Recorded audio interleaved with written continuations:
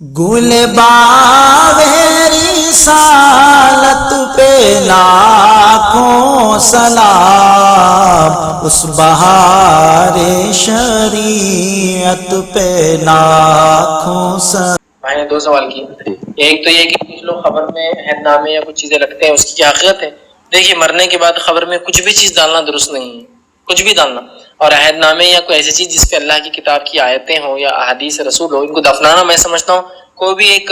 عقلمند انسان نہیں کر سکتا۔ جو چیز پھیلانے کے لیے تبلیغ کے لیے آئی ہے اس کو دفنا دینا اور اندر بند کر دینا، اور اس سے کوئی فائدہ نہیں۔ ہاں، یہ شیعوں کا دیکھ دیکھ کر شاید سنیوں نے اور مسلمانوں نے سکھا، یاد رکھیں۔ محترم خواتین و حضرات، السلام علیکم ورحمۃ اللہ وبرکاتہ۔ پروگرام آپ کے مسائل اور ان کا حل میں ایک مرتبہ پھر سے آپ کا خیر مقدم ہے۔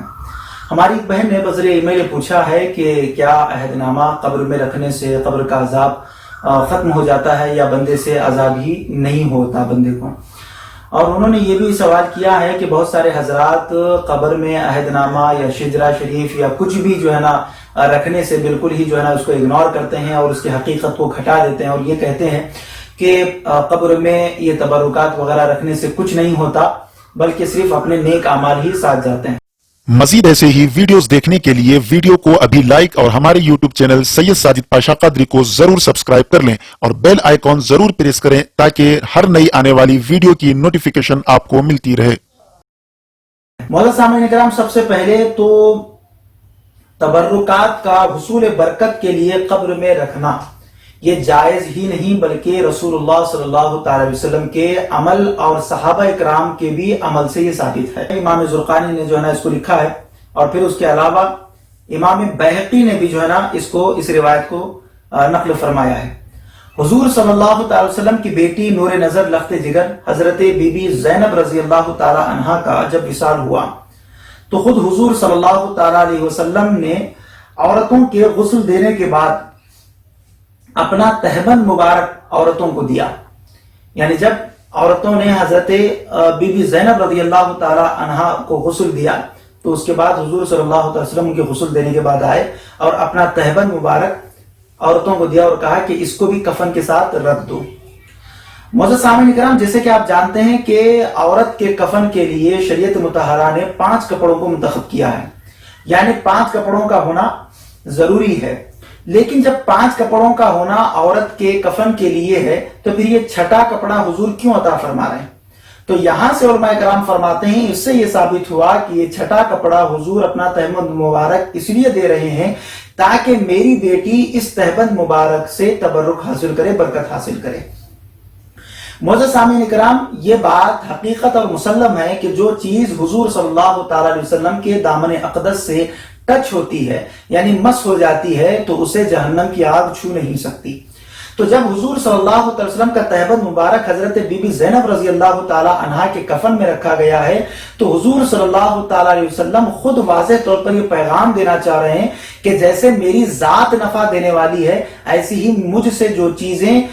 ٹچ ہو جاتی ہیں، مس ہو جاتی ہیں، جو میرے تبرکات ہیں، یہ بھی انسانوں کو نفع دیتے ہیں۔ ورنہ پھر رکھنے کا مطلب کیا رہا؟ آپ بتائیں، جب 5 کپڑے ہی عورت کے کفن کے لیے کافی ہیں تو پھر 6واں کپڑا حضور کا رکھنا، یہاں سے یہی بات سمجھ میں آتی ہے کہ حضور صلی اللہ تعالی وسلم اپنی بیٹی حضرت بی بی زینب رضی اللہ تعالی عنہا کو یہ برکات سے مشرف فرمانا چاہتے ہیں۔ ایک تو دلیل یہ ہو گئی، اور دوسری حضرت خالد بن ولید کا، بڑے مشہور صحابی رسول ہیں، آپ اگر ان کی تاریخ پڑھیں گے تو خود حضرت خالد بن ولید کا بوقت وفات یعنی ان کی وفات سے پہلے انہوں نے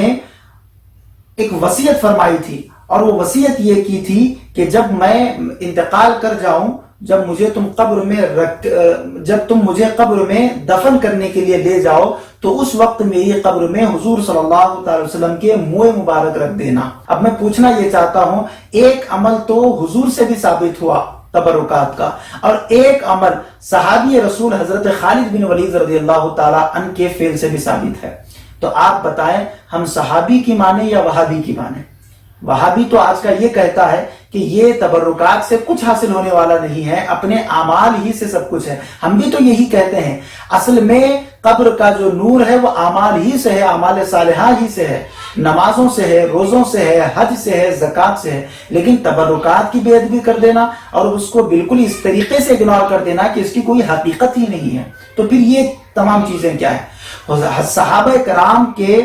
فعل سے احادیث صحیحہ میں موجود ہے، صحابہ کرام کے فعل سے جو ہے نا یہ بات ثابت ہے کہ انہوں نے خود اپنے وفاتوں سے پہلے یہ وصیت فرمائی تھی کہ جو بھی ان کے پاس تبرکات تھے وہ تبرکات رکھنے کی انہوں نے قبر میں وصیت فرمائی تھی. جیسے کہ صحابہ نے تو حضور کے ناخن مبارک اور بعض صحابہ نے حضور کی چادر اور پھر بعض صحابہ نے حضور کا پسینہ اطہر اپنے قبر میں رکھنے کی وصیت فرمائی تھی. معزز سامعین کرام، اگر یہ چیزیں نفع دینے والی نہیں ہے، اگر یہ چیزیں برکت دینے والی نہیں ہے، تو پھر صحابہ کرام نے عمل کیا کیوں؟ اس لیے کہ ہمارے لیے صحابہ کرام کا عمل حجت ہے،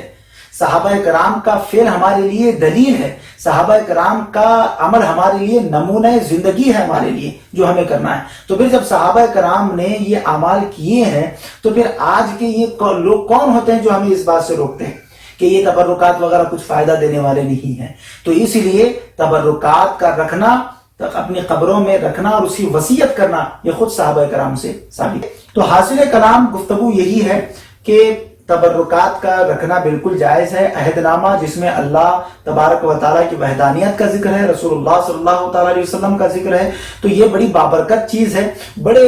آبا جو ہے نا اکابرین سے اور بڑے اولیاء کرام سے جو ہے نا اس کی سندیں موجود ہیں عہد نامے کی، بڑی جو ہے نا صدیوں سے اس کو پڑھا جا رہا ہے اور ایک ہمارے پاس روایت ہے کہ اس کو جو ہے نا رکھا جاتا ہے. امید یہ کی جاتی ہے کہ اللہ تبارک و تعالیٰ اس کے ذکر کے توفیل بندے کی جو ہے نا مغفرت فرما دے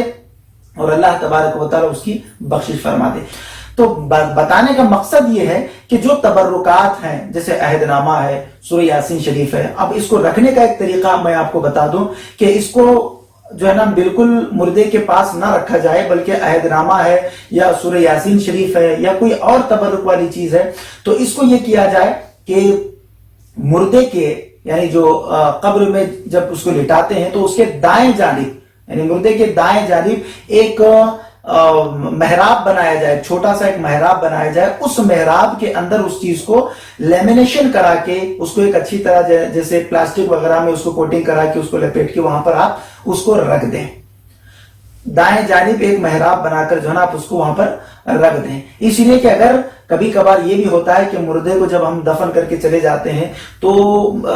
کبھی کبھار مردے کا جسم پھٹ جاتا ہے اور مردے سے گندگی نکلنا شروع ہو جاتی ہے تو یہ اس کی بے ادبی ہوگی. تو اس کا آسان سا اور بہتر طریقہ یہ ہے کہ